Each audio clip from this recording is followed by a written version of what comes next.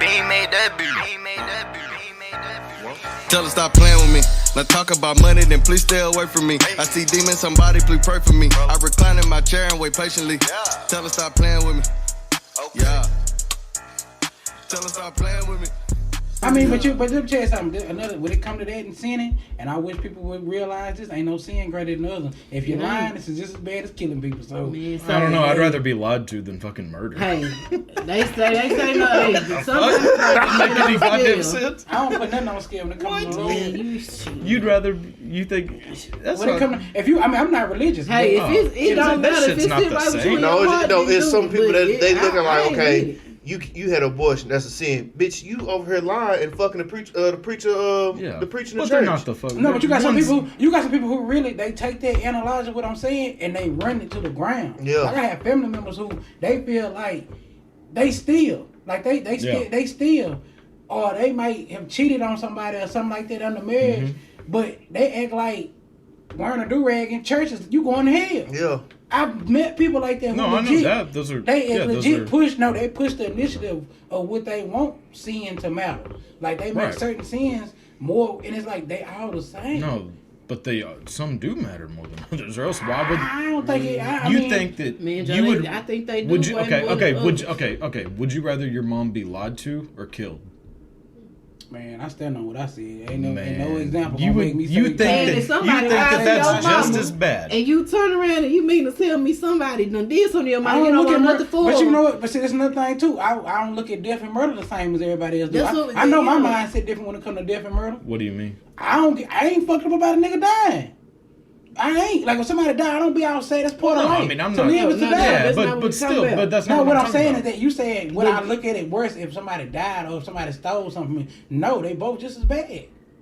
No. It's just, you lost a life. No, that's not. The thing is, what I'm saying is that would you rather, if lying and killing someone is equal, would you rather a family member be lied to or murdered?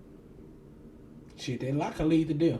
Murder. But that's a could. I'm talking about if they tell you, hey, I'm gonna do one thing to this person that you love. I'm either gonna just tell them a lie real quick, or I'm gonna murder them in front of you. You think it'd be like, fuck it, pick. I don't know, flip a coin. I mean, if you say that situation right there, because that's the situation. In that situation, but now, because I'm ask some questions, you come to me. No, there is no question. If you come to me and be like, what's the lie about? Because there's no question about sin. No, there's no. If you're talking about sin, it's either you lied or you told the truth. Or you murdered someone. But the point in a situation like that, not to cut y'all deep, I'm gonna choose the lie.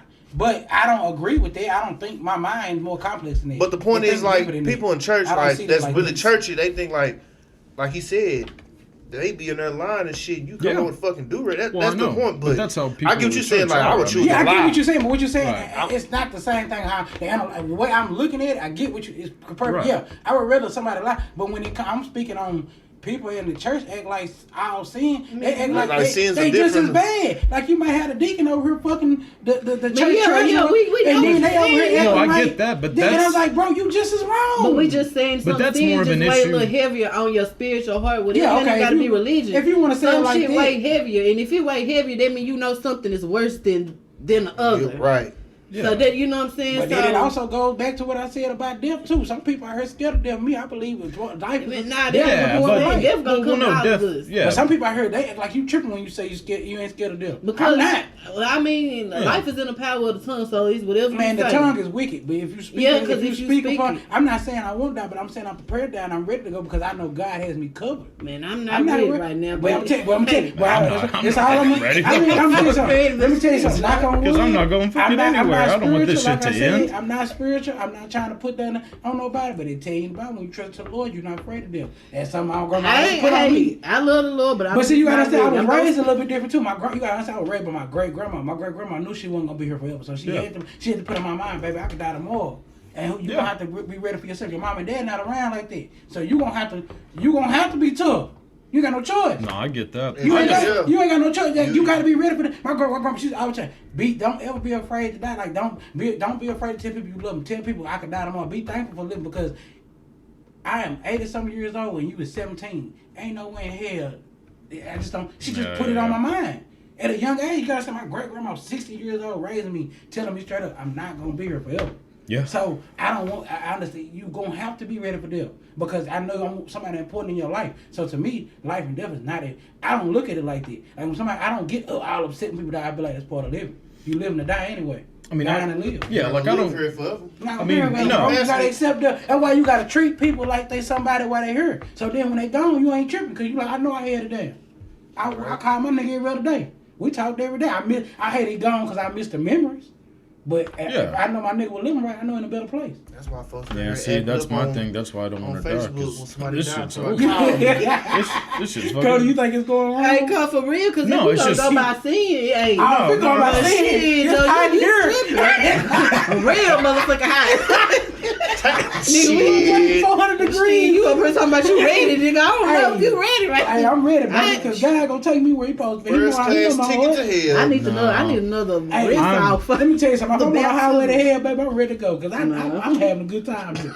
I'm having a damn good time. But hey, it's a man. We might. Hey, it's a man that. He like it's a couple of people that talk about experiencing hell, and it ain't just burning, man. They talk about like it smells, they hear screams. They was like it's horrible. It's who? Those are called liars. Those are sound like hell to me. Those are people that are just trying to fucking get famous off of like their afterlife story. That sound like hell. That sound horrible. Yeah, but how would you know? How'd you know what the fuck hell is like? Shit, they say that shit doesn't even exist. People saying they died and seen hell. It doesn't even really exist in the Bible, let alone in real life. What? Hell's not described only but like one time in the Bible. It's described as being on earth.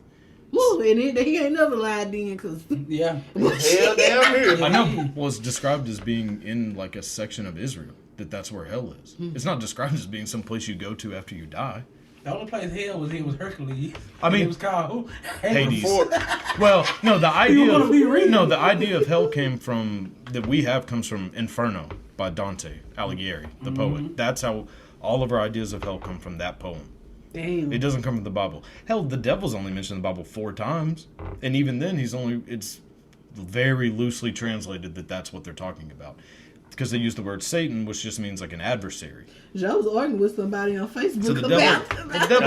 Hey, let me tell you something. The devil will use you, bro. You had your heard that. Hey, Joe, why you blaming the devil? I don't blame the devil for nothing. Hey, you know what I'm talking about? Yeah. I don't blame. I saw that shit too. Joe's talking about I'm covered. Hey, I'm covered. This person talking about why you gonna blame it on the devil? I didn't blame it on the devil. I don't blame nothing on the devil. People out here be using it as an excuse to do the shit that they do. Yep. But what I was trying to speak on and say that you know the shit wrong, you let the devil use you do wrong shit. I ain't saying the devil necessarily told you do that, but you going about it the wrong way, and it could have been God telling you that because WWJD doesn't move like that. What would Jesus do? Because you had that conscience like, is this right or wrong? And you decide to do it. Yeah, you had you let the devil use you. You knew not to go in your mama's purse and steal her last 20. They let the devil use you. You knew better. You thought about it. It ain't necessarily got to be the devil, but I just use that as to try to break it down. Simple-minded. It's the biblical version of what the devil is. An adversary. Yeah, I'm just trying to give you because the devil's not in the Bible. The devil's not a real fucking thing. It's not. Like and the devil is on it is referred to in the Old Testament like once as the serpent, but it never really talks about that being the devil. That just talks about being like an adversary, which is why Gnostics believe that like that was actually God, and God in the Old Testament is the devil.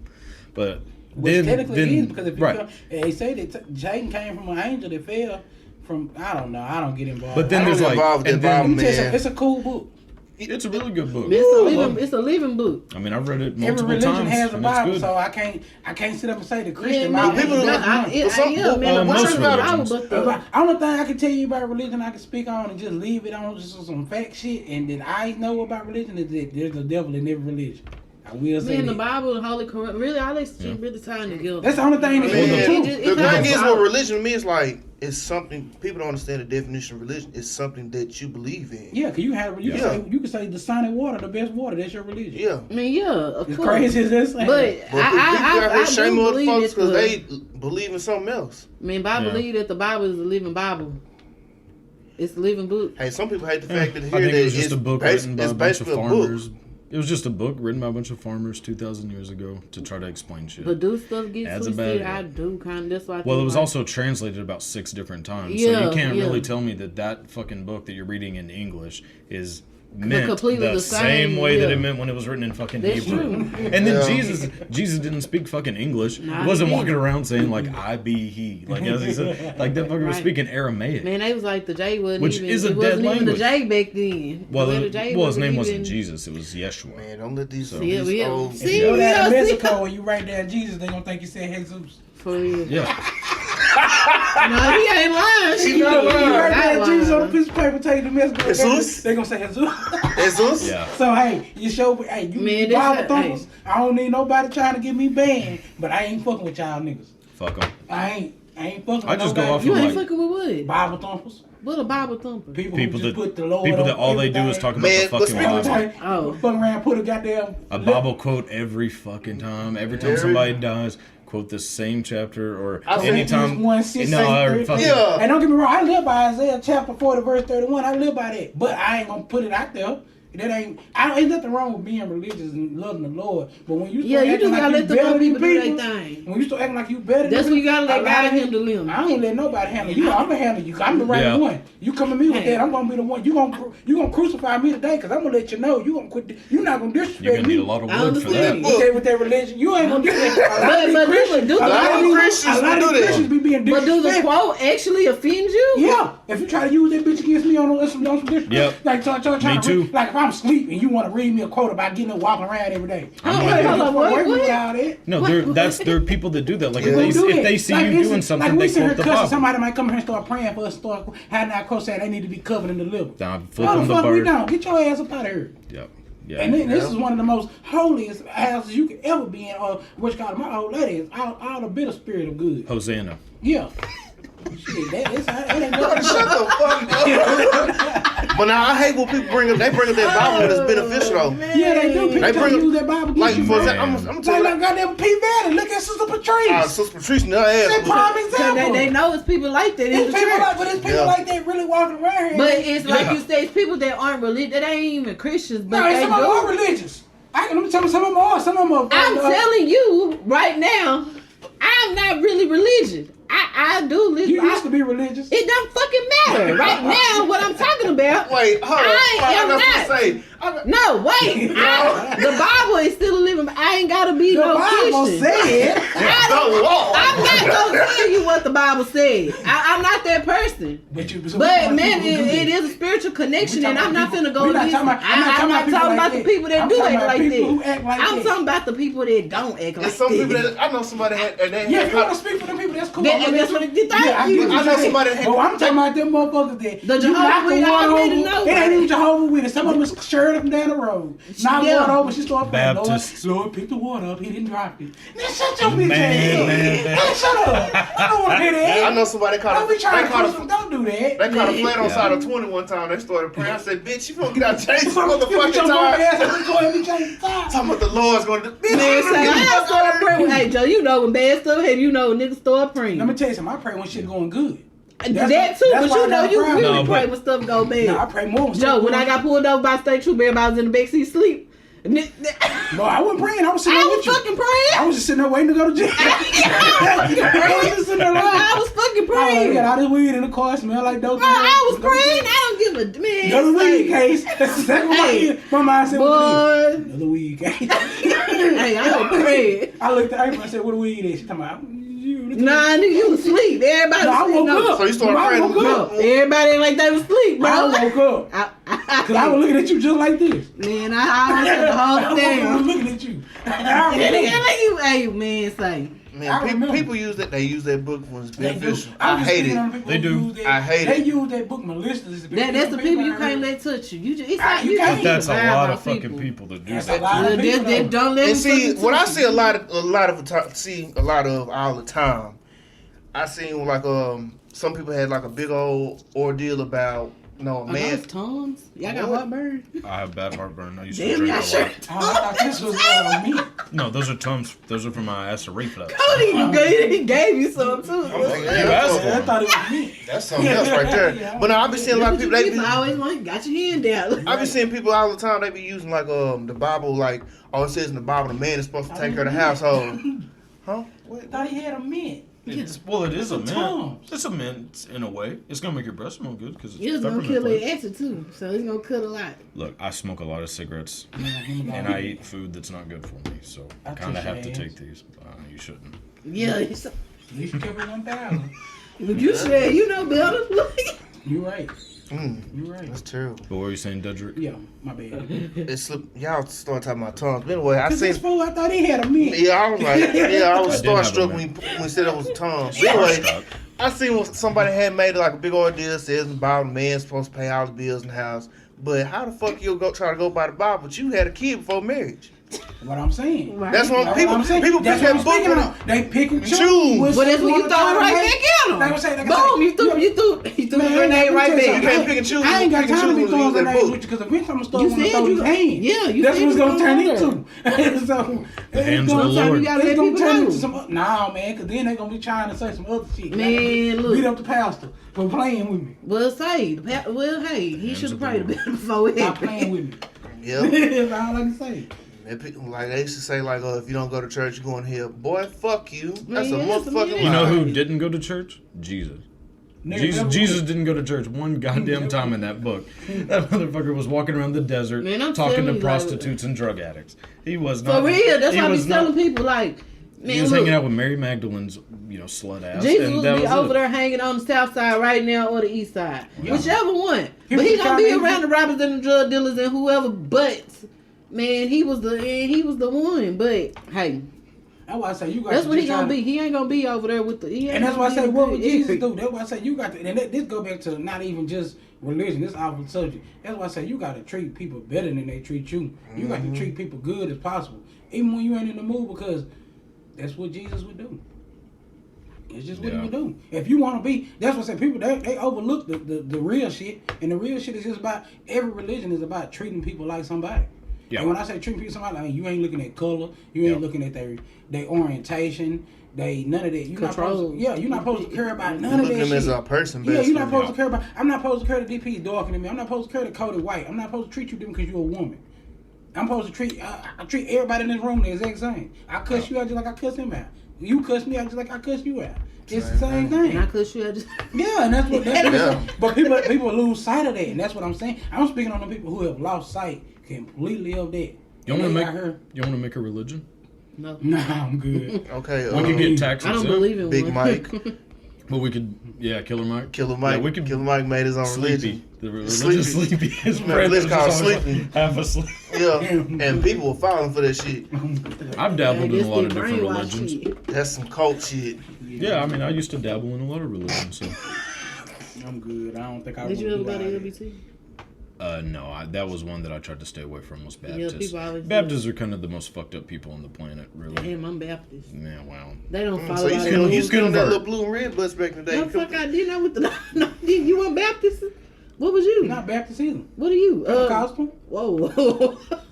What are you? Yeah, you need to put on a skirt, young lady. Baptists do not wear skirts. Pentecostals leave but I'm not Pentecostal. You need to take them their makeup off too. I don't even have none on. Take all that off. I have nothing on. You need to cover up your chest. I'm not Pentecostal. DP, what would you? Church of Christ? They don't believe in music. They don't.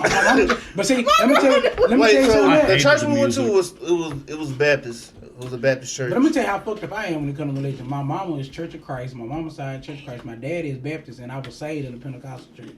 So my look on religion is fucked. I'm confused. I grew up like I was non-denominational until I was like 7. Then I quit going. Then I went to like a Baptist church for a little bit in high school. Then I got really into like Satanism in high school. I kind of stayed in it. Satanism's pretty interesting. So is Satan the devil? No, you don't actually believe that there is a devil. Like if you're a Satanist, you believe in? You go off the philosophy that like you're your own god. That like you should just do what you want to do, and then you shouldn't worry about like any. It sounds like going down the wrong path right there. I mean, if what you want to do is fucked up really shit, true. It's like living right or wrong. But what I want to do, it's gonna be wrong most of the time. Not really. I don't. I mean, I don't. But at that moment, how did you live? Not bad. I was pretty good then. What did you do? What do you mean? I was just a kid in high school. I mean, I smoked weed a little bit and drank sometimes, but I wasn't doing anything crazy. Shit.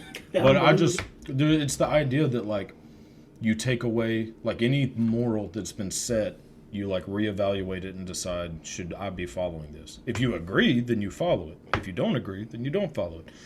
Like, I don't know. I mean, they have like their own version of the 10 Commandments and shit like that. It talks about like it's kind of better than the Bible's 10 Commandments. The Bible's 10 Commandments doesn't say you shouldn't beat children. Someone's going to hear this and get mad, and it's going to be I don't fun. give a shit. Satanists, The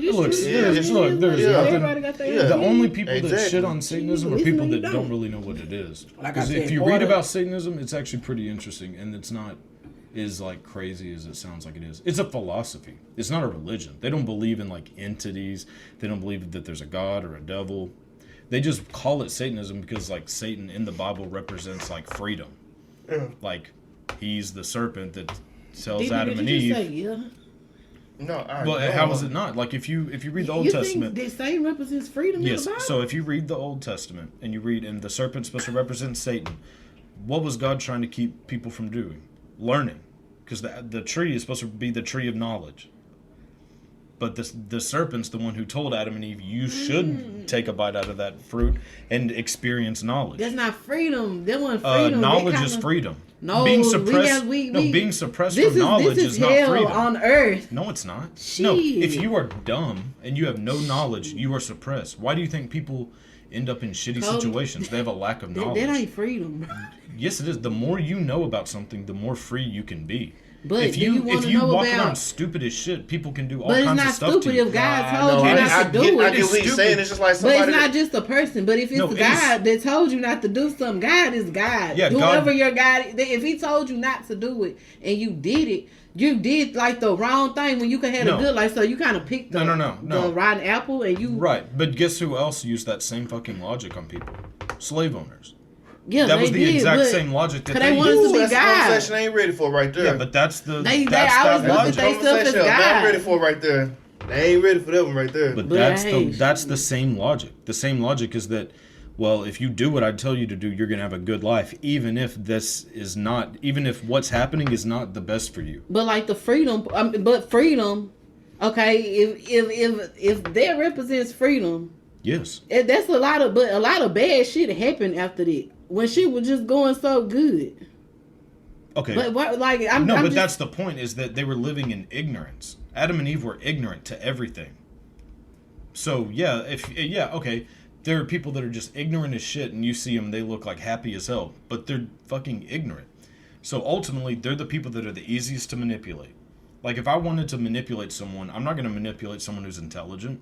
I'm going to find someone who's dumb as shit, and I'm going to get them to do whatever I want them to do, because that's how that works. Yeah, that's how it works. That's how it works. But if you get like a sense of knowledge, then you're the more knowledge you have, the harder it is for you to be manipulated, enslaved, treated like shit, because you know that what's happening is not the right thing. That ain't what happened though. That is the we got that story.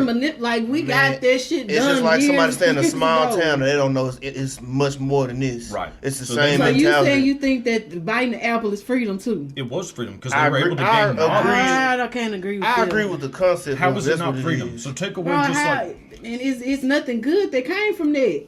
What do you mean? That's kind of like what was bad that came from it? So like once that they realized they were naked. That's the only thing that happened. No, a lot of things. What? Okay, before they didn't bite the apple, the world wasn't ever supposed to be destroyed. Have all these other things that happen, Earth, all this stuff that happens. None of this stuff was supposed to happen. It doesn't say that in the Bible. Man, yes, it do. No, too. it doesn't. I can't read the scripture to you, but I could Google it and find it. But none of that stuff was supposed to happen until they did that, and it started unraveling and unveiling a lot of things. That's like, I feel like now it's a lot of stuff that God don't allow us to see because it's certain things we couldn't take see. I'm just saying. What is there that we don't see that is? But you're not as spiritual as me, so I really can't explain. It's certain things that. What do you mean? I believe that certain people have a third eye. If you allow it to open, for real, and if you allow God, if you allow to receive it, then you will get it. But it's certain things that I feel like God do not allow us to see. It is demons and stuff out here. It's different stuff that's out here that we just can't take. Mm-hmm. And I feel like God protect you. I feel like you have guardian, and it might not be the image we have as an angel, but you have people it's other people to protect you. When you have people that die, like I feel those are that's who protect you. Mm-hmm. But God put them people there, but Satan, man, certain things that be unveiled are not good things that need to be unveiled. Certain things you do need to be blinded to. No, everything you need. I don't think that, man. The more knowledge you have, you should never be ignorant to anything. I agree with both Ignorance sides. only causes problems. But it won't cause a problem if God telling you to. It's kind of like I get what she's saying. She's speaking from it. I guess I'm getting more deeper with the spiritual. It's a little bit. It's deeper what she's saying. What you're saying is straight. It's straight. It's straight and narrow. What you're saying to the point.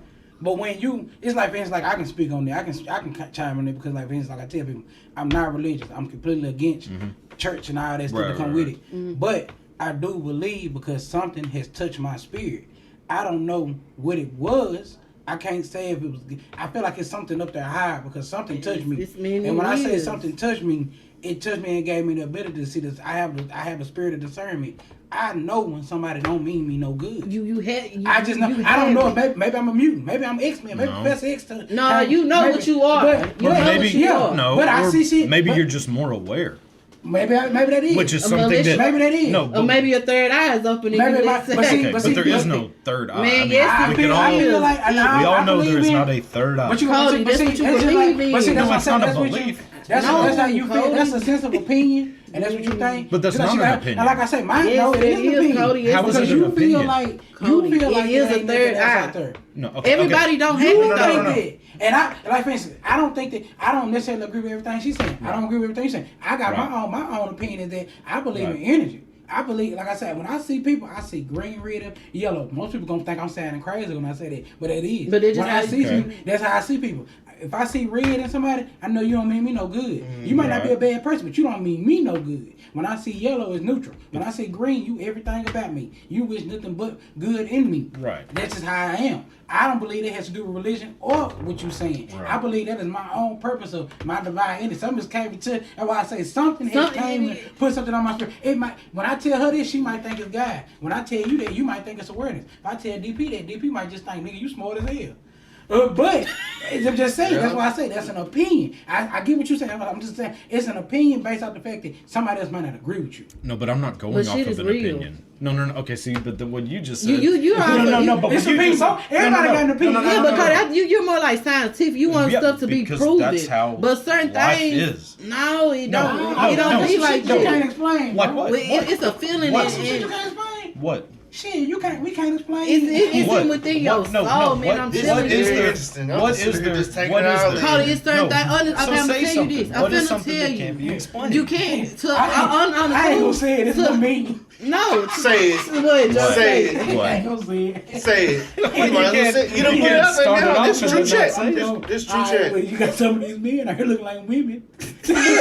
But you can explain. No, you can't. You can't explain what? Some of these you can explain ugly. You see some of these trying to be like, I thought that was a man. That was a woman. Okay, but no. I thought that was a woman. But Cody's gonna break it down to you scientifically. Yeah, I'm gonna let because that's how fucking life works. No, it's all it based don't. on But that's what I was gonna say. The reason that you don't think that is because you don't know.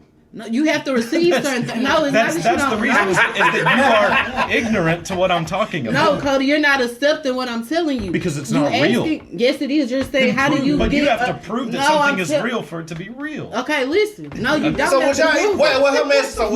Would y'all be able to agree or disagree on both? No, I'm finna break this down because Cody's trying to figure out how do you accept your third eye, like what me and Joe talking about. Okay. It's sometimes you have to accept certain things and you have to let God work in you. But if you're not willing to accept it, it's not going to happen. You're not going to understand. You're going to become ignorant to it because you're not trying to accept it. Because it's not real. If it was real, it would be proven. Cody, I'm telling you it's real, but hey. No, but you can't tell me that it's real. Tomato, but you know what works for you, works for you. You can't tell me that something's real if you can't prove that it's real. Cody, I'm a living testimony. It's a lot of things. That's what I meant with it's like whatever works. But it's just like saying, that's just like. I'm what's funny is that everybody, I agree with everybody in here. That's why you saying in the Bible, deja vu ain't real. It's like, Cody, I agree with you saying. I agree with April saying. I also agree with DP. But that's like saying deja vu ain't real. It's just, well, me personally, it's just like, I mean, that's what works for you. Yeah. What works for you might not work for me. Exactly. What works for you might not work for Joe. That's y'all opinion. That's what I mean. But that's why I ain't saying it like that. That's what y'all think. Like what Cody said, that makes perfect sense. Prove it to me. Yeah. But what April saying too, that when something comes, it just when some shit happens, some shit you just understand. You look at it and you be like, that shit wicked as fuck. That's weird. It can't be like, let's explain it. Shit, I'm telling you, like, it's I'm a firm believer in energy and all this stuff. Like, but like I said, what works for you? Like, yeah, I can't ever make nobody. Like he said, he see red, green. Sometimes stuff happens. I judge you based off your body posture, like how you come here and sit down, or how you come here and talk, and I go out by that. Or you ain't gotta say shit. I just look at you and just read you. Honestly, that's nonverbal communication. That's how that works. I mean, that's what that is. What works for me, but I'm saying, I mean, like that's what. Tomato. They walk TruChat. Get on their phone. They get the scrum. Like, okay, they don't want to be potato. That's what nonverbal communication. If I sit here and just tap while you're talking, that gives you the idea that I'm ready for you to stop talking. You know what I mean? That's nonverbal. No, I think you want to where you over here. You might got right, which is the same. But that would, I mean, that's all nonverbal communication. Like if people don't make eye contact with you, that's nonverbal communication. I don't make eye contact with people when I talk to them, and nobody. That's a sign of weakness.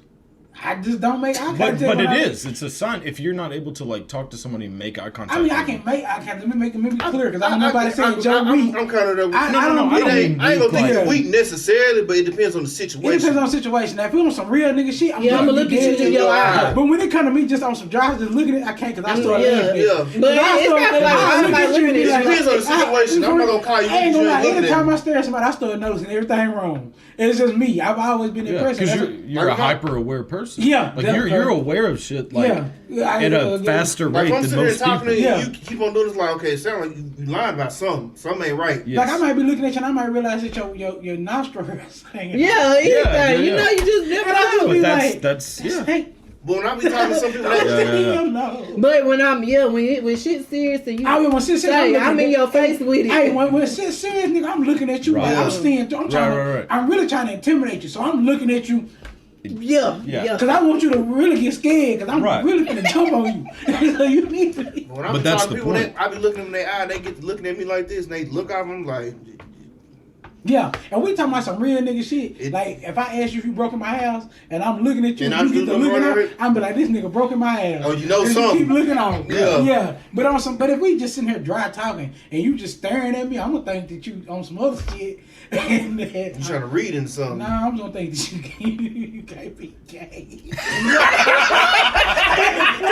But man, just sitting there just staring at me. I'm this nigga gay.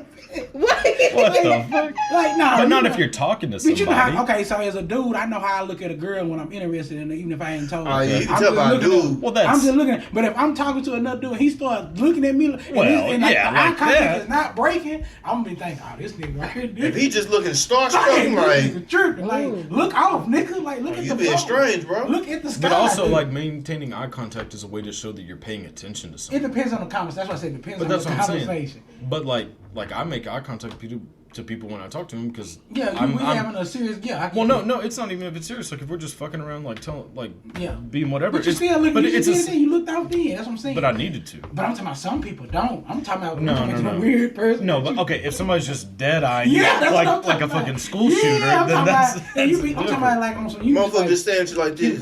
Like look out for a little bit. That's okay. Yeah. But then that's like subtleties in like the way that you're looking because some people like. That's how they are looking, and you can pick up on it. But some people, if they're making eye contact, you're just like, oh, they're paying attention to what I'm saying. You know what I mean? Like, and that's why I like make eye contact because it's a way. It's like a respect thing of like I'm paying attention to you. It's a culture. That's what April said. That's that third eye. That's that third eye. That third eye. You get to looking at me a little bit too much. I'll be like, hold on. Hey, the Lord gonna get you talking to somebody. It's like can't fuck over here like you a little bit more than you like him. Hold on. Go to the other side. Yeah, quit looking so much. Move around. That's basically what the third eye is. What the fuck are you looking at? Yeah, this ain't my part. But I hate when people stare at me because if I look and you don't look up, then I have to look again. And be like, if you stare at me, we finna have to stare down. There's a difference between staring and looking. No, I'm talking about staring. I'm talking about you gonna look back. I'm talking about like you know how you be driving and you look to the left and such looking at you. Okay. And you do this move, you look back, they still looking. You like, damn, good. No, that's why you with that. Damn, nigga, like. fuck you looking at? Hey, don't stare at me. I ain't the one. Stay in your That's car. true. Don't stare at me. Cause I be doing things in my car. Stay in your car. Stay in your Me car. too. You might have seen a blunt over here. That's not No, your yeah. For real. That be the main thing. I be like, damn. For real, yeah. You gave him a hard time smoking at the light. You already Trying to get you upside and then they get. Damn. Can't wait till this light turn. For real. So you pull out because you. Yeah. You pull out that Some weird bitch. shit be going on. Yeah. Oh, man. I was at IHOP the other day, man. And Yeah. it was IHOP, man. God damn. You can't make breakfast at your house? I wanted some fucking IHOP. Who did you go to IHOP Just with? eggs and real. bacon and No, shit. okay. That's cool. I thought you was going to say you just drive up there. Oh, no, I want to go real. And this man. It be cold. Every time I think It is cold It is enough. Boy, it be cold. cold The as people hell that in work in there. there don't look sanitary. I think That's I true. watch I'm the on the house store. probably We was worse. sitting in the car and we seen this man. Yeah, I'm not judging. I'm just concerned. He was sitting there next to him with his baby. And he had fucked around and sneezed. He was scrolling on his phone. He just Yeah. Keep going. kept going. You see weird shit when be in the car. You do. You see weird shit when Well, you people get be away. thinking they rub their steering wheel. What? I seen a woman do that the other day. She did what? She digged in her nose and rubbed on the steering wheel. That's gross. That's a nasty bitch. She's a dirty bitch. I cussed her out. Whew, Damn. that's just nasty. You got your omelet at IHOP? Big steak on it. You look like IHOP. So I can't judge. I don't eat nothing else but that.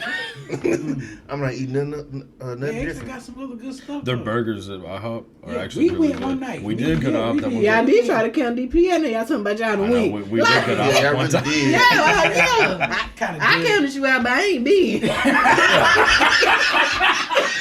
She took it. She did. She took it. She trying to kind of soften it. We were picking at you. She just straight on this. Yeah, she's like, I can judge. I ain't been I don't there. eat IHOP. So you want to like Waffle House? Shit, I don't like them damn workers. It turned me off. I don't, That's when It's the food gonna be no, good. I know. If it, yeah, but if they're them smoking a workers cigarette, They smoking when you walk outside, up- you know that food from be.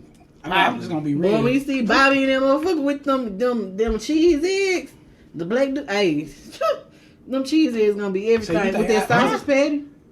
So I have I put Denny's. Well, I just go to Waffle House, but them workers need to do This man better. said Denny's. I go Denny's. Denny's is good as fuck. You've never been to Denny's? Yeah, Denny's ain't is gonna wanna go wild. back. Yeah, Denny's is good. I ain't gonna lie. I went to Denny's one time and got a burger. It was alright. Well, I mean, I've just had breakfast stuff. I've never had other shit at I Denny's. ain't never tried that. I'm gonna go with Cracker Barrel. I'm gonna shoot both. Ooh, of y'all. Cracker Barrel is Everybody the down. shit. I'm shooting everybody down. I'm going to Cracker Barrel. Cracker never Barrel been. I shit. feel like I can make the shit at the house on the cool. Yeah, I mean, No, any not at breakfast shit Cracker you could just But I make can that make shit the at the hash house. brown. That's the only thing I really I like like. the hash brown The hash casserole brown they got casserole. Yeah, that's what I didn't know. Where at? at Cracker I Barrel. ain't never had that. Oh, it's it's good. good. I like it's that good. pancake stuff. Them all be crispy. The service will make it pop. Everything is right at Cracker Barrel. You can get a whole chicken over there too for $11.99.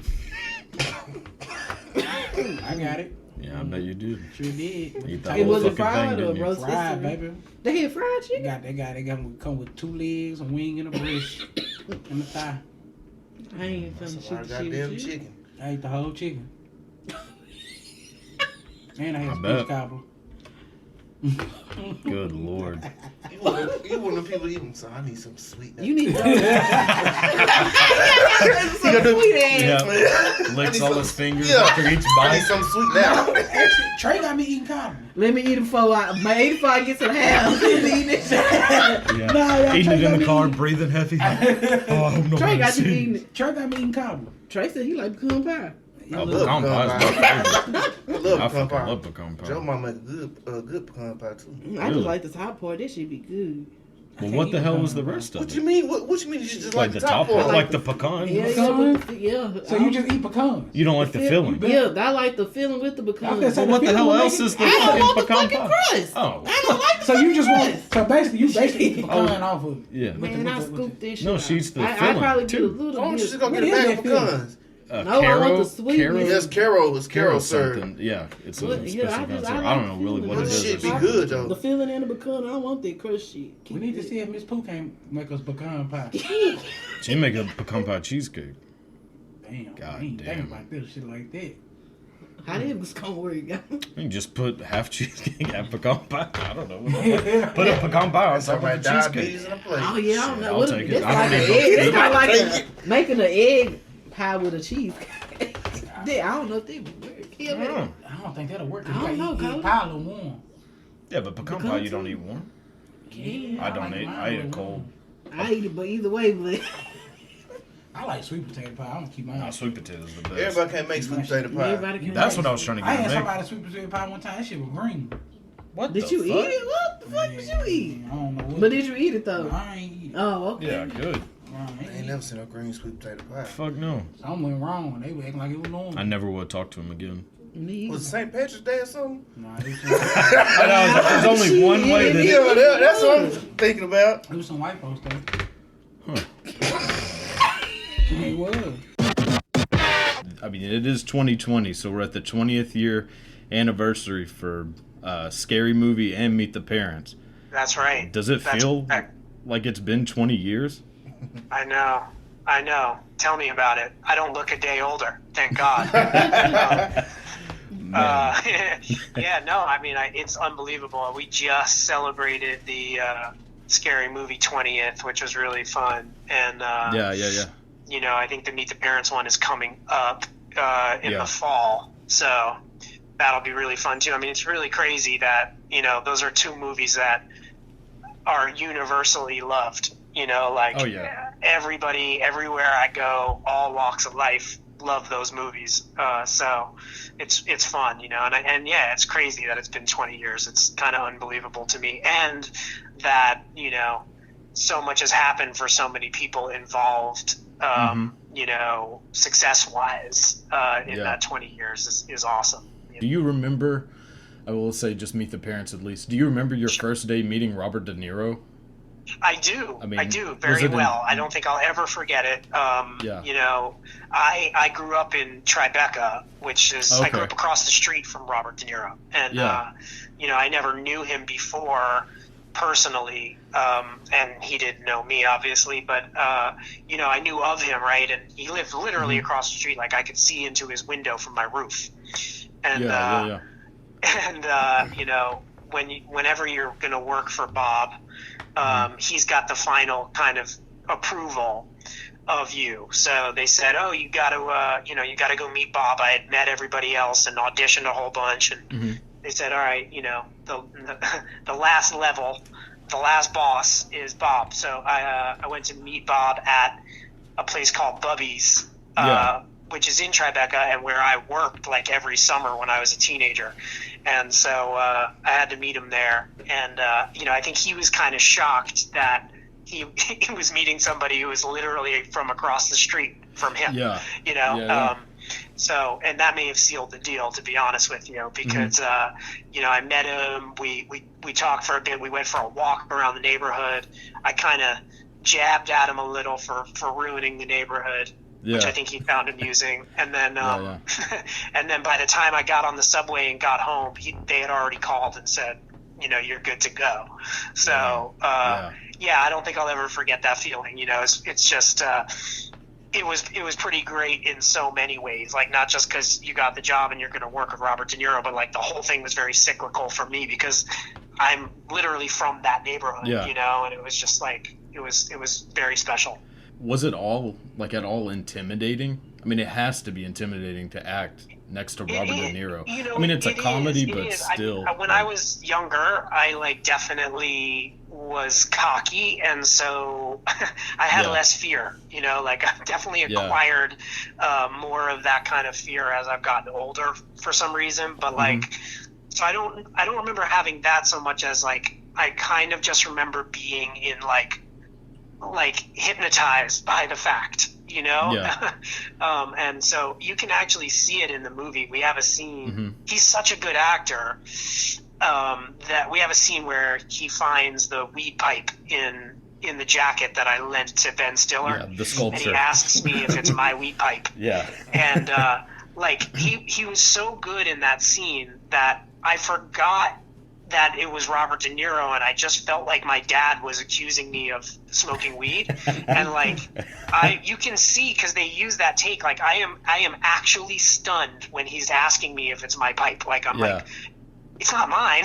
Yeah, you know? Like, I was like afraid I was gonna get grounded. You know? Yeah. Yeah, so I mean that's a testament to his acting for sure. Yeah. You know? That's all Yeah. good. So what actor influenced you into wanting to be an actor?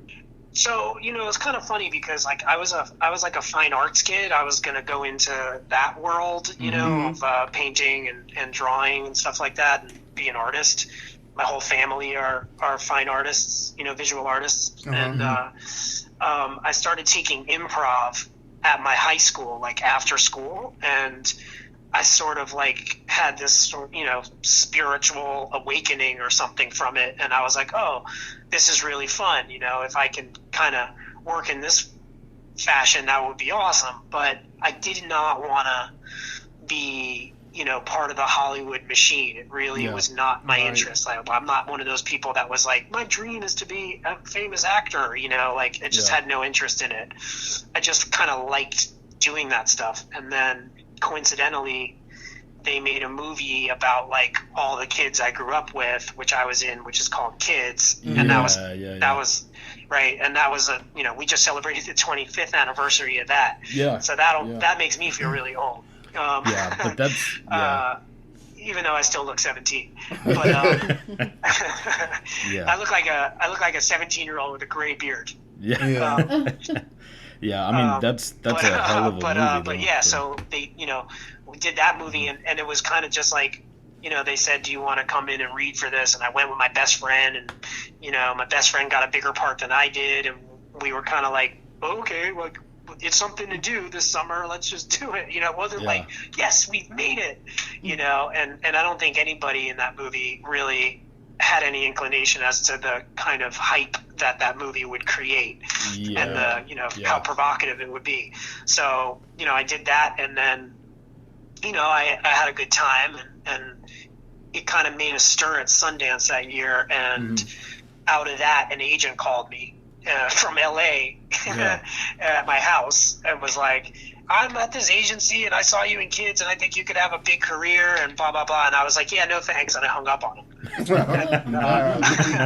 And then he called back and he was like, no, listen to me. Like, I'm not like a sleazebag. Like I'm the real deal. And like, if it's, you know, I'll meet you in a crowded lobby in New York and we can talk about it. And I was like, okay, fine. Yeah. So I went and met him, and you know, he sort of convinced me to try it out.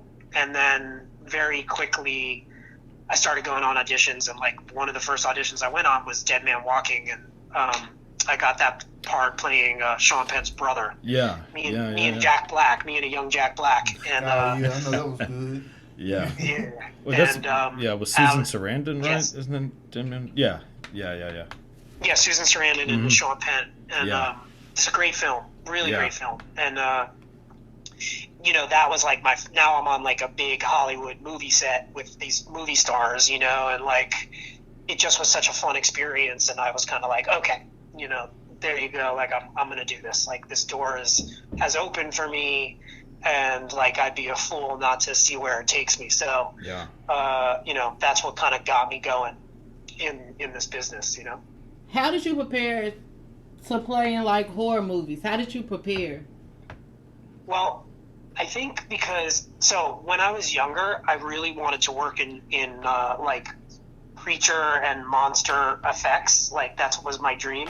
And all I did was watch horror movies, and I would go to like horror conventions and meet all the makeup artists, and like, you know, I wanted to do like zombie makeup for the rest of my life, you know, and like gore stuff. And so I'm a fan. Like, I'm coming to horror movies as a fan, you know, and I know I have all those references built in. So I think, like anything, if you have those references, like, it's just, you know, it's there. You know, it's there. You can pull on it. It's super easy. So, like, you know? before you do a scene, or like, you know, in the House of Wax, that's yeah. How did you prepare for your scene? Like, do you have to, you know, actually hype yourself up to be scared, or you just go for it? You know, I just go for it. Like, I just get in there, and then, you know, I think sometimes I go for it too much. Like, in House in House of Wax, like, he's chasing me through the house and I'm throwing plates at him. Yeah.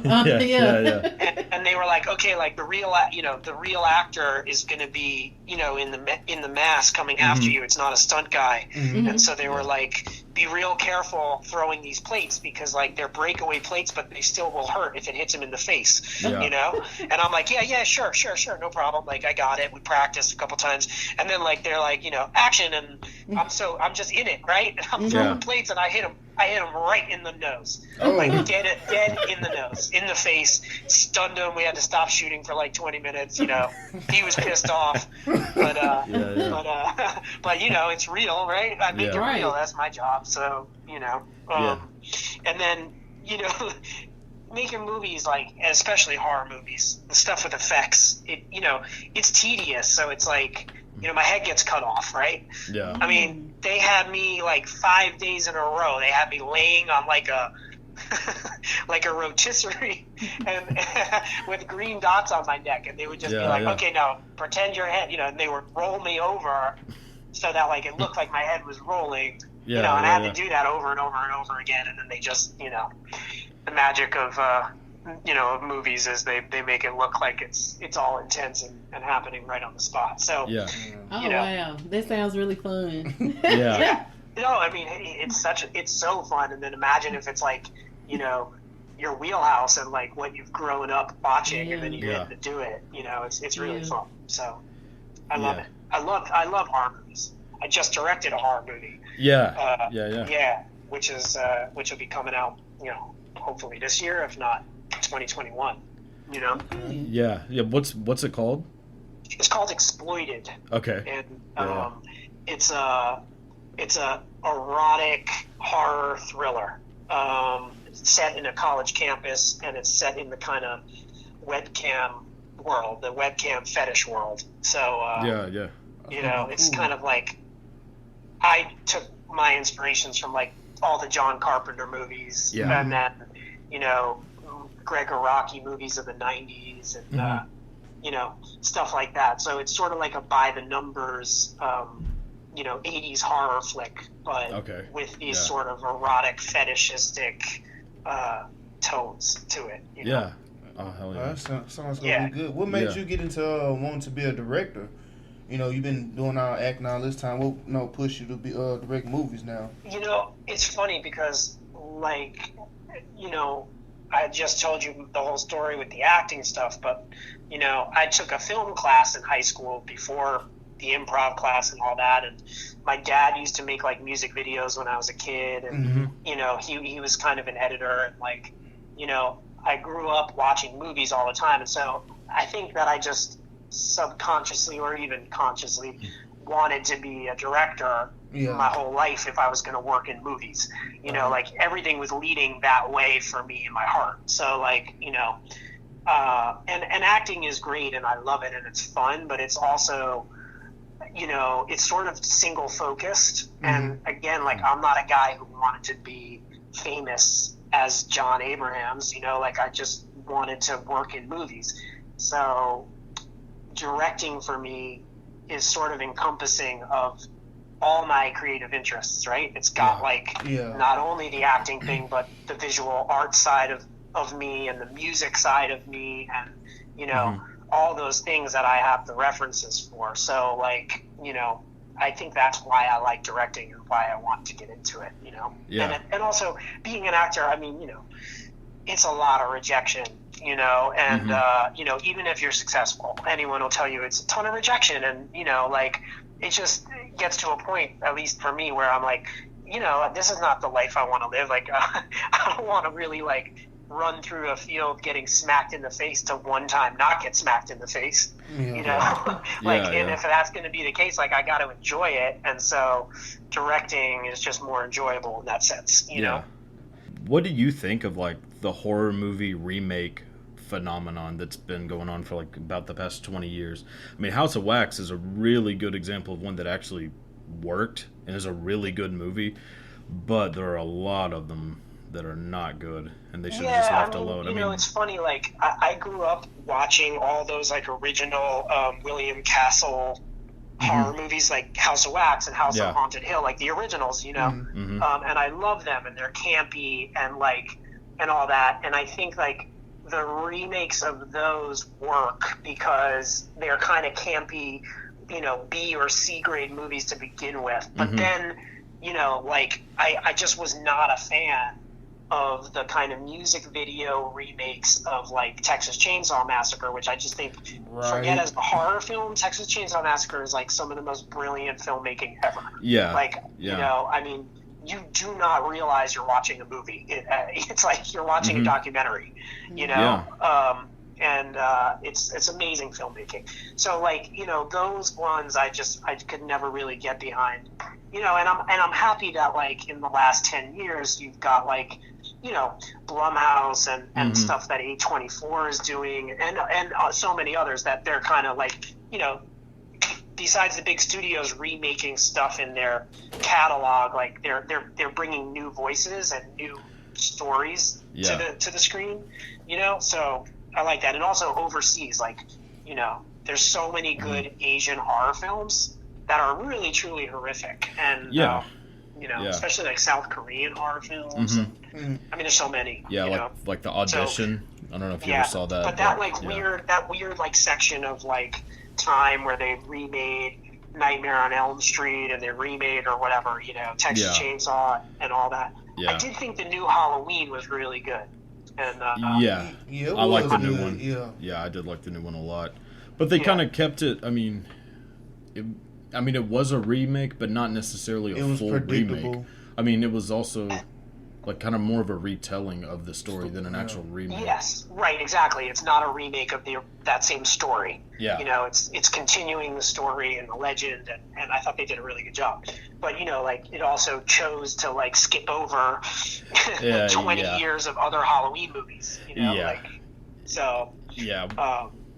But, like, those Michael Bay and whatever else they are, like horror movie remakes, I just never was digging. Yeah, because I think he produced like Nightmare on Elm Street, the remake, and like a bunch of remakes that are just not good. And the Texas Chainsaw Massacre one is definitely one of those that's horrible. But yeah, I mean, do you have influences with directors as well, as far as like when you're directing a horror movie, do you go back and pay more attention to the directing, or do you try to stay away from influence? Well, no. I mean, anytime I'm directing a movie, and you know, I've done it 3 times now, I like, you know, you just all of a sudden all these references will just pop in your mind, and I always try to like buy those references and watch them over and over again, you know, and even new things like, you know, like I definitely watched the new Halloween had just like started streaming when I did Exploited, and I was like watching that, you know, to get ideas. Like,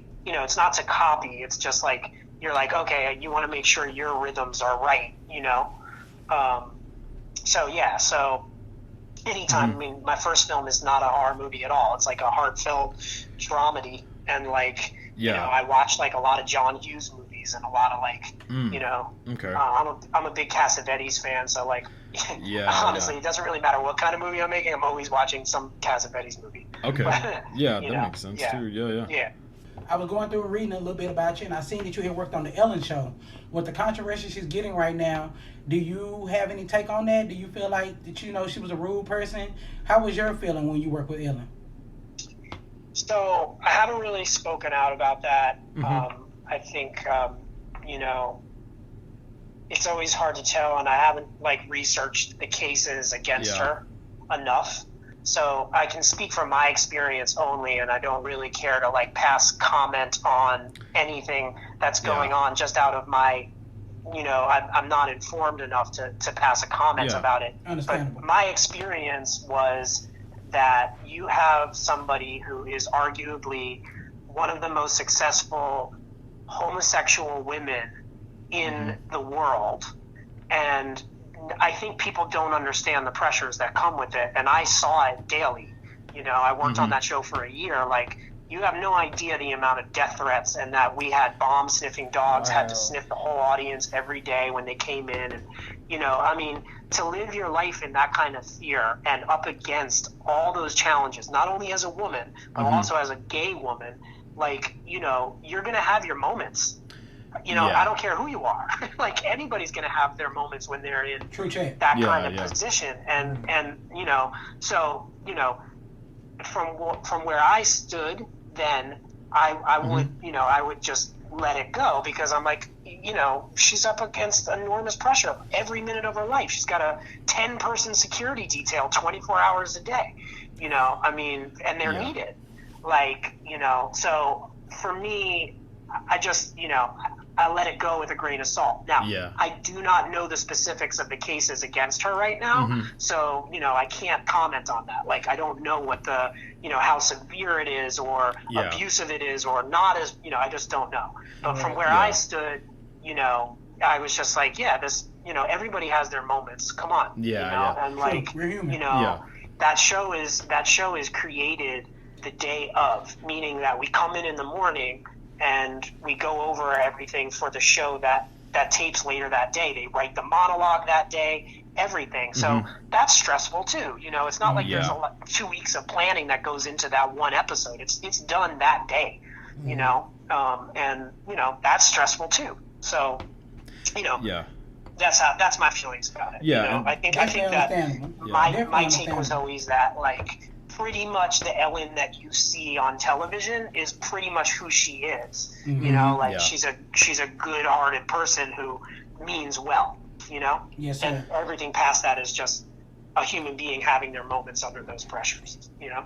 Okay. So, I appreciate what you said, and I really do take light to that, because I feel like these days a lot of times we don't understand that people are human. And I mean, you know, we tend to just be like, oh, this person's rude, and they're really not rude. They're just having a bad moment, and you caught them in that moment. Sometimes people think, oh, this person's rude, when the person's really the nicest person in the world. They just might have heard the worst bit of information they could ever hear.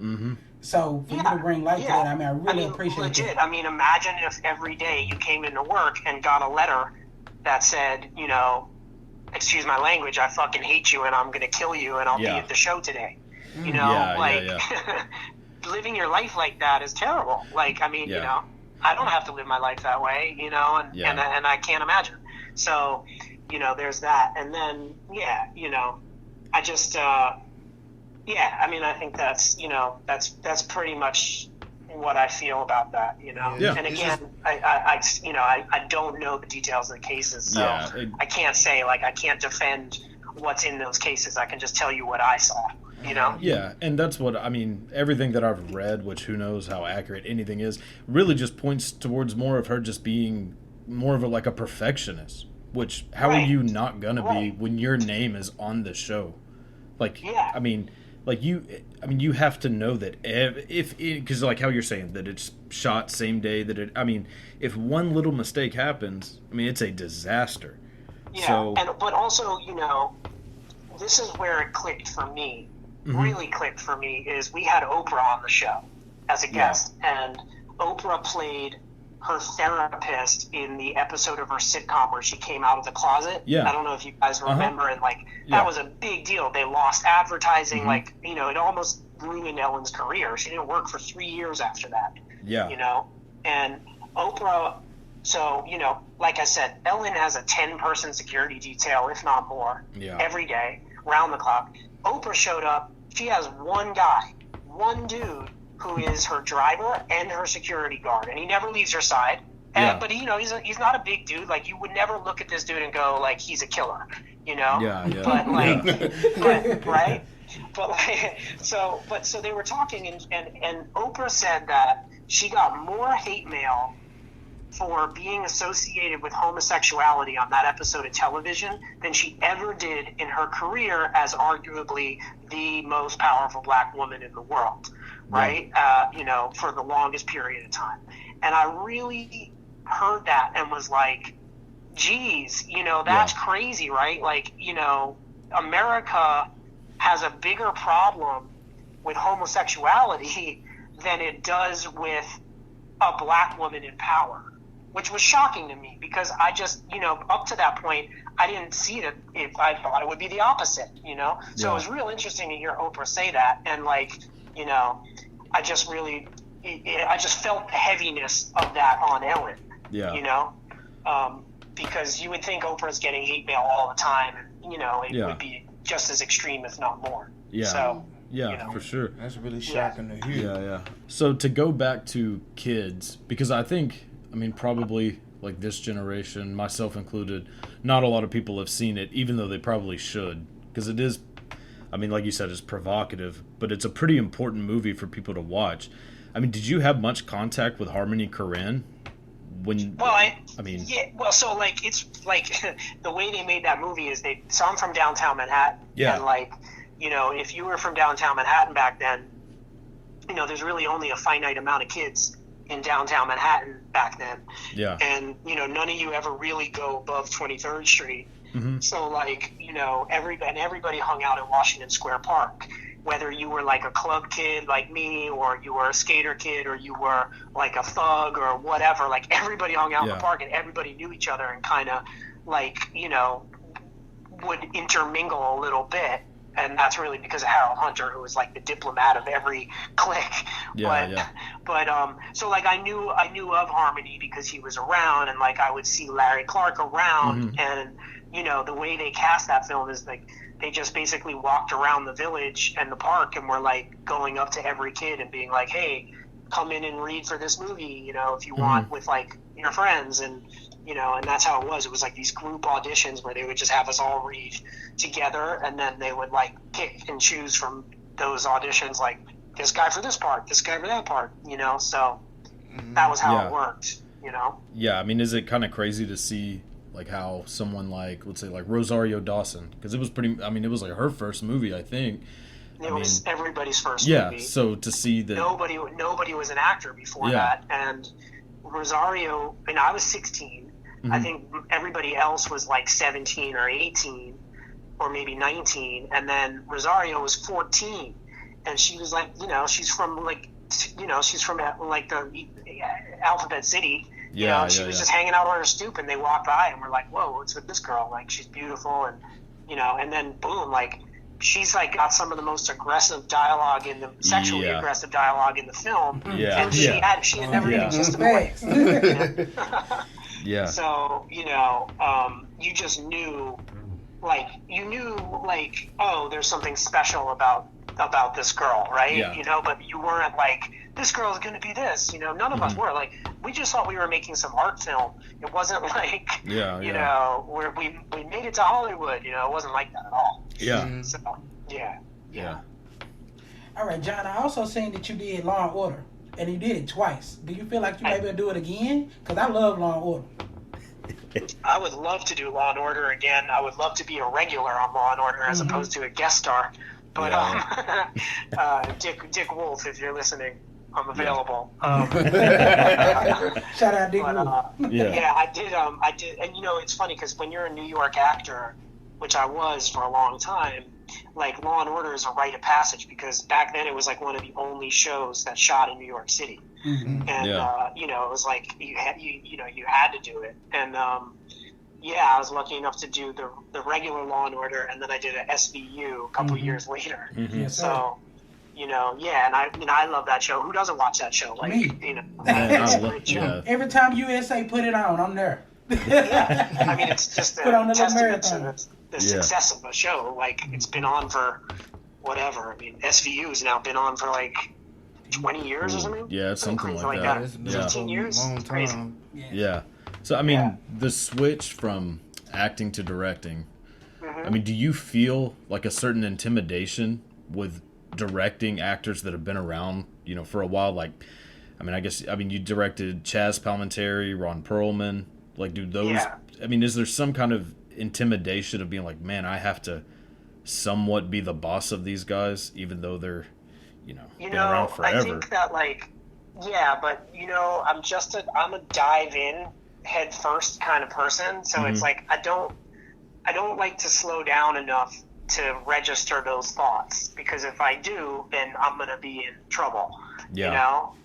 So it's like, I just have to come correct, and they know that I've been an actor for 25 years, so there's going to be a little more of a respect there, and they know that I trust them, and hopefully they trust me, and I'm prepared, so they can see that, so that probably helps with their trust, and I do think, like, it's a collaborative effort making movies. Like, I'm not coming to it like I'm the director, you listen to what I say. Right. You know, I want to hear what you bring to the table, and, you know, let's all work together and make something cool and special or whatever, you know. The more they're creatively invested, the better it's going to be. So, and that's true across the board for me when I make a movie. Like, the second grip is just as important to me as that movie star actor, you know, whatever. Everybody's an equal neuron of the bigger brain, you know. That's why I like to make movies. So, you know, I mean, it is like, you're like, oh God, I hope they're not a diva, and I hope they're, you know. But it's kind of like rats. Like, you kind of figure out that all actors are just as scared as you are, you know, if not more. And then that levels the playing field. You know what I mean? Ron Perlman definitely messed with me. Definitely like tested me right out of the gate, and it was very funny. So like in the beginning of Clover, which just came out April 3rd, y'all, you can watch it anywhere on demand right now. It stars Chaz Palminteri and Ron Perlman and Erica Christensen and Julia Jones and Nicole Berger and Mark Webber and Sheena Arnold and so many more. But Ron Perlman, I only had him for one day, and you know, I hadn't met him before, and he has like a 7-page monologue to open the film. And so he comes to set, but he's like in the makeup trailer, you know, getting ready.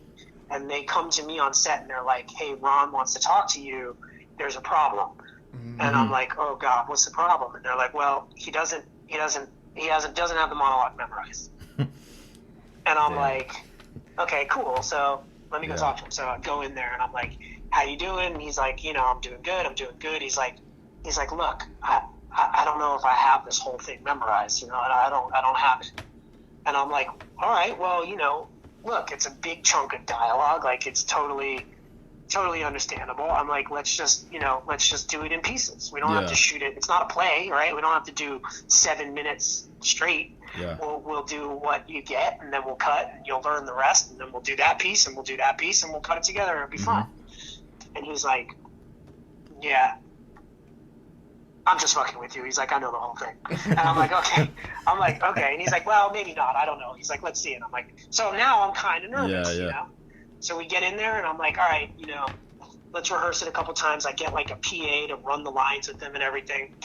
And I'm like, all right, cool. We're going to shoot the next rehearsal, you know? So we go up, and I shoot the next rehearsal, and he does the whole thing perfectly from start to finish for 7 minutes. Damn. Yeah. So, Jesus. you know, and then he kind of winked at me, you know, he was like, I was just testing you. So, you know, it's, you know, but so those kind of moments can be intimidating, but like for me, it's like, I don't, you know, you're an actor in the movie. You've chosen to do this job one way or another for one reason or another. And like from that point on, if you're a movie star or you're an extra, you're both, it's the same to me, you know, you're both like that part of the filmmaking process. So, you know, that's just how I treat it. I try to keep it real, you know. Like, yeah, that makes sense. And thank God none of them are divas, you know, like TruChat. Yeah, I mean, you thought he was gonna Marlon Brando you for a second. Yeah, which would have been fine. I mean, you know, I don't really care. Like, you know, movies are not plays. You can do a lot of tricks to make it, you know, and you'll never notice, you know? Like shooting it in pieces. I mean, if you understand the editing process, it's not a big deal, you know? So, yeah, or like having Brando read the damn monologue off of Robert Duvall's stomach. Or his head, or a chair, or, you know, gotta plant it all over the place. Yeah. As a director, do you prefer to like direct up and coming, or would you want to deal with somebody who's more seasoned? You know, that's a good question. I think it depends. Like, I've worked with Nicole Berger on 2 films now as she's growing up from being like a, you know, 11-year-old to a teenager, and you know, that's fun, and it's a fun challenge, and it's like fun to see somebody grow throughout the creative process with them. But there is also something really nice about, getting someone who's coming in and they have those life references or those work references, and experiences to draw upon. And, it makes my job easier in one sense, right? Mm-hmm. But I just don't work that way. Like, it's all I don't know what to say. I'm thorough no matter what, Right. Yeah. So I don't know how to not be thorough. So it's like, it doesn't. I don't want to be lazy, right? Like, there's nothing enjoyable about being lazy for me. So easy is, I'll tell you what's easy. Easy is when I'm acting in the movie I'm directing, because I know it's at least one actor that's going to listen to me. Yeah. So that's not hard for me. You Yeah. know? The rest of it is just, insanely hard in the best way. Like, making movies is like being shot out of a cannon, and like, you either like that feeling or you don't, Mm-hmm. Yeah. Well, as a director and an actor, now how do you feel, everything's going more digital. How do you feel about everything going to like Netflix and streaming services versus being in movie theaters now?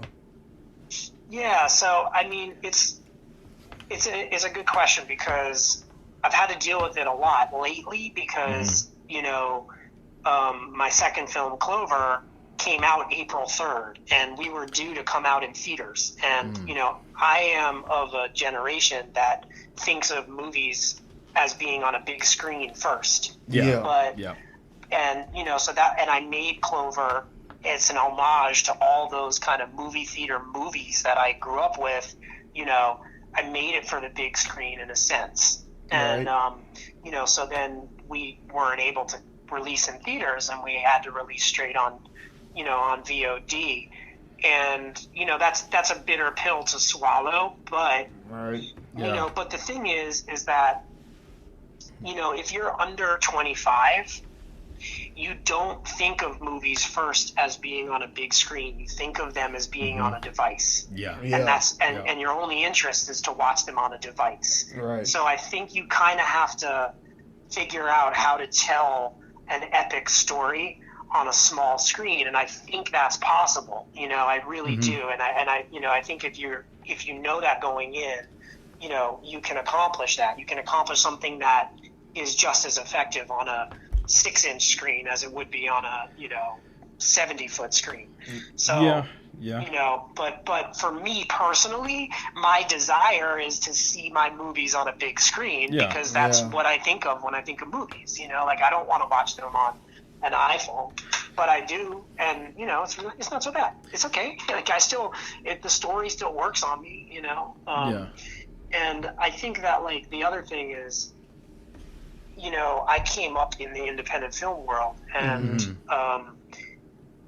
that kind of independent film disappeared, and where it is now is sort of streaming television is now the new kind of independent film of yesteryear. It's like stories that you couldn't tell otherwise, and are being made for a cheaper price, and and have a lot of creativity involved.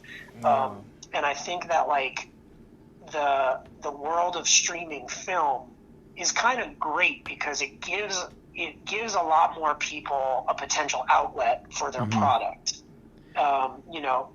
True. Look, I mean, I think I could say anybody, but I'll speak for myself. Like, when I make a movie, my goal is that I want people to see it. I don't care what you think of it, but, like, I'm making it because I want it to be seen. I don't want it to sit on a shelf, and I don't want it to never get distributed, And so now there's just all these outlets for people's films to be seen, that didn't exist 20 years ago. I think in that sense, it's really great, and it's an interesting time. I have a bunch of teenage nephews, and they all, these young kids now, they don't even like to watch the full movie. They watch the trailer, and that counts as seeing the movie. Oh, no. Yeah. Like, I'll be like, oh, did you see this movie? And they'll be like, yeah, I saw it. And I'm like, oh, really? How'd you see it? Like, who took you? And they're like, no, I saw it on YouTube. And I'm like, you saw it on YouTube, like it just came out in the theater. And they're like, here, look, and it's like the trailer. Yeah. And I'm like, yo, guys, like that's not the movie. You can't. That's not the movie. And they're like, whatever. It's like, whatever, boomer. It's fucking good to me, you know, like. You know, but I mean, but to be fair though, a lot of movies, and I hate that they do this, basically show the entire movie in the trailer. Yeah, and you know, I think that's like they should learn from that because they're leaving money on the table. Yeah, because I mean, the person that does it the best is like Christopher Nolan. Like you can watch a Christopher Nolan trailer and have no idea what this movie is about. Like Interstellar, I didn't know what was about until I saw it, and even though I'd seen the trailer a million times, like it was just Matthew McConaughey driving through a cornfield. Yeah, exactly, right? And, you know, but Chris Nolan is a good example of, like, you know, someone from my generation who thinks of movies in a movie theater sense and, like, you know, has all the nostalgia attached to it. Yeah. That, like, you know, I do think there's also something to say on the flip side about, like, adapt or die, which is, like, learn how to tell these epic stories, you know, in 3 minutes on a small screen. Like that's a cool challenge, you know. And I see like Damien Chazelle just did this vertical cinema thing. Yeah, I saw you know, that too. And like, you know, you have like, you know, they're attempting to do it with Quibi, which I don't think they're really handling that correctly. But like, you know, they're learning from this because like that's the desired market, right? Is like you know the kids and 18 to 25. So you know, it remains to be seen. But you know, like what was that movie? Did you guys see Tangerine, which was all shot on the iPhone?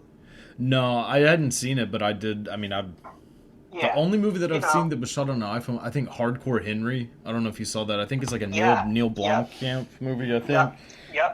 It was shot on an iPhone. That's the only one I've seen, which I liked it, but I also saw it in theaters, which makes a big difference. Right. You know, it's funny. I watched Hardcore Henry with my nephew, my oldest teen nephew, on an iPhone. We watched the whole thing on an iPhone. Yeah. So, you know, because he wanted to watch it that way. So, you know, again, and it works, right? Like, it works. Yeah. So, you know, it remains to be seen. And I think it's cool. Like, it's cool to have yet another format to try and tell a story, you know? Yeah, and you don't fall prey. Like, the great thing is that you're going to get to a place where all the studios, it's happening already, right, with Disney Plus, but like Fox or Paramount is just going to be a streaming thing. Like there won't be theaters anymore. Theaters will be like a novelty. And, you know, and not just because of COVID, like this is happening already before, but like, you know, so who's to say that like this kid who makes a movie in Kansas and puts it up on YouTube and gets, you know, 4 million views, you know, that's better ticket sales against like your biggest blockbuster in a theater. Right. Yeah, that's true. You know? Yeah. And like, so I think you're going to see like this sort of leveling of a playing field. And I think it's, you know, it's kind of great, you know? Yeah. Yeah. I mean, and then even take like Kids or Gomo or I mean, any of these like indie films from the 90s, like Dancer in the Dark, like all those movies could have been, or Dreamers, that's another, like all those movies could have been shot on an iPhone if iPhones existed. Like there wasn't, like those and easily like could have been those movies. And they would have, right? Like all we had was film when we made Kids. And, you know, I think the budget on Kids was $2 million, which back then was like your standard indie budget. And that was not a big budget, right? That was a low budget, but, you know, it had to be shot on film. Like digital cameras didn't work, they weren't around yet. And, people weren't really making movies on VHS, right? Like you made movies on film, you know, and now with the, you know, invention of digital cinema cameras and, you know, and all these streaming platforms and everything, like, you know, for sure, you know, if you match it up against the numbers and everything for the 90s independent cinema, they would have made Kids on an iPhone for sure. Yeah. You know? Yeah, for sure. I have a question for like you. You just said that you think that basically movie theaters gonna be a thing of the past. Now, do you think that drive-in theaters will come back? Well, I think that the drive-in is a great thing, and I think like, you know, during a pandemic, yes, but you know, when this passes and there's a vaccine, you know, I don't think movie theaters are going to be, you know, gone. but I think it's just going to be a novelty because the younger generation is not going to care about going out to a movie theater to see a movie.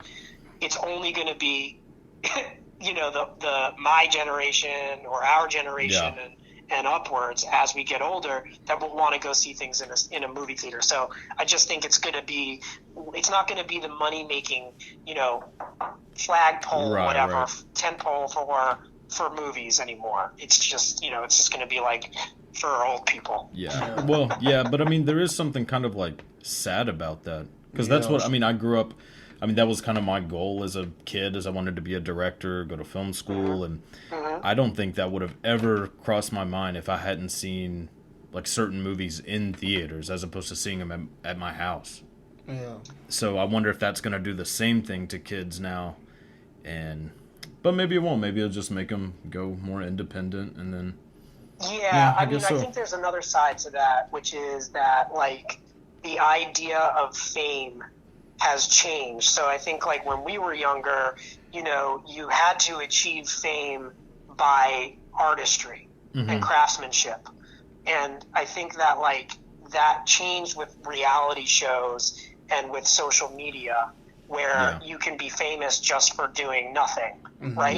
You can be famous just for wearing clothes or whatever it is, the Kardashians, right? So I think that that's part of it too, is that like, if you're young, you're not really, the craftsmanship and the artistry is secondary. You're like, oh, I can just be famous. I just want to be famous. I just want to be like known as me, not as me as an artist. Do you know what I'm saying? Yeah, that makes sense. Yeah. So I think that's it's twofold. Yeah, I agree. I think so too. I mean, ultimately, people are still going to make movies. Like movies aren't going away, so it's just how are they going to be inspired to make them? And that's right. Yeah. Movies are definitely not going away. I mean, I do think movies are becoming streaming television shows, but like but like again, the same amount of craftsmanship and technicalities and sorry, no, you're good. Earpiece fell out. The same amount of all that stuff, like will be required in making whatever they're making. Television shows, streaming television shows. Yeah. Anthology series, whatever, all that stuff, mini-series, limited series. I think there's a lot in that area. But definitely. Look, I'm going to continue to make movies that hopefully, my first film, I never, yes, I imagined in my deepest heart and dreams that it would be on the big screen, but I did not expect that to be the outlet for that movie. I expected it only to be VOD and streaming, and I think you have to kind of start to go into making movies with that expectation or you're going to be really disappointed.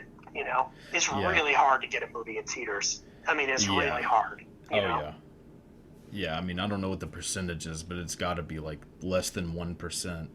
Yeah, I think it is. I mean, I think a few years ago, I think I read some statistic that was there's 500,000 movies made a year globally. Wow. Jesus. And only 50,000 of those ever see the light of day, and only 5,000 of those ever get on a theatrical release or in theaters VOD release. So something like that.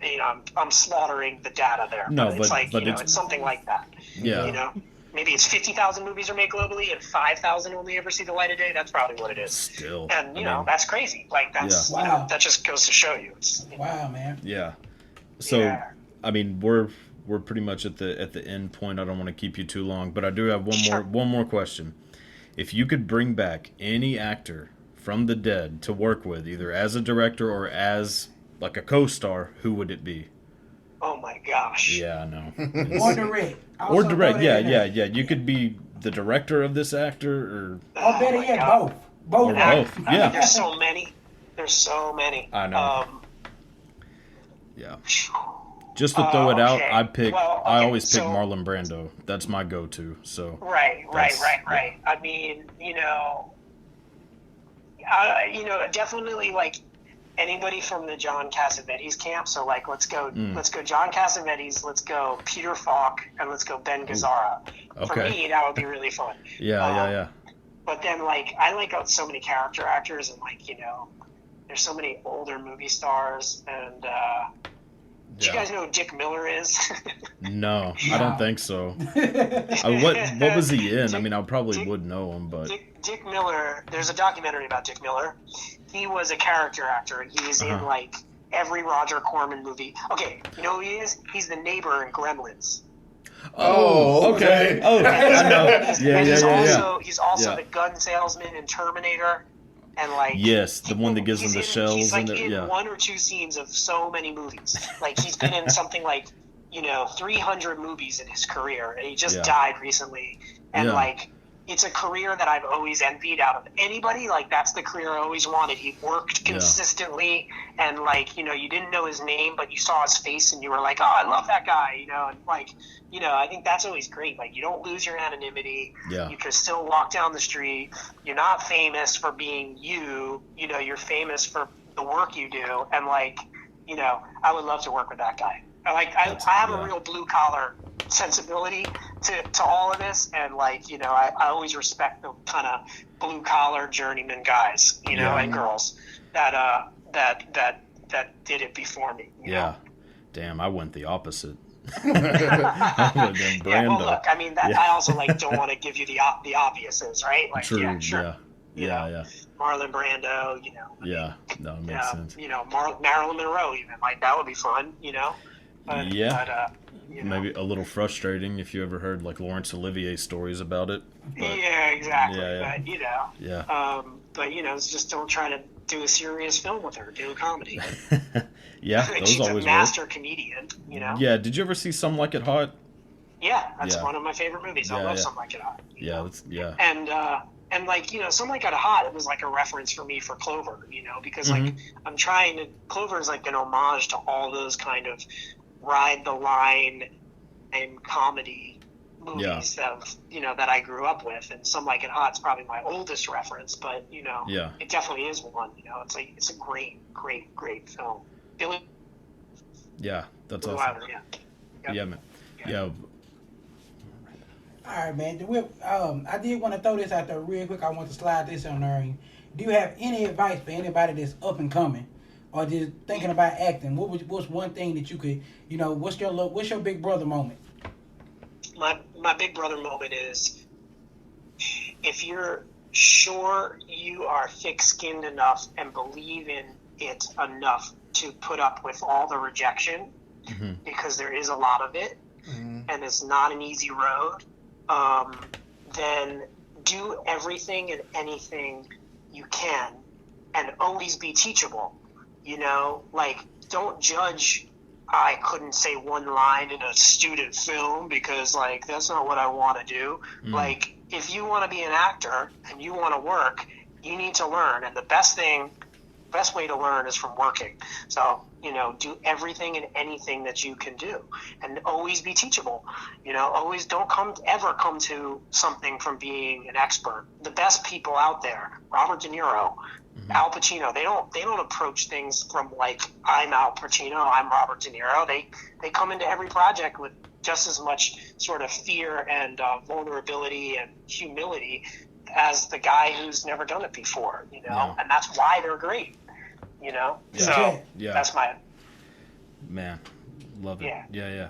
Love it, man. Yeah, man. Is there anything that you want to promote before we go? Anything you got going on?